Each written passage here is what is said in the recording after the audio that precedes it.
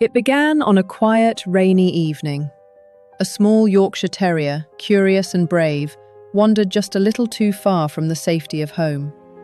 The familiar smells of his yard faded into the wet air, replaced by the strange scents of the street. Raindrops clung to his fur, but still, he kept walking. The town was empty, storefronts dark, streetlights flickered. Each sound echoed louder than it should.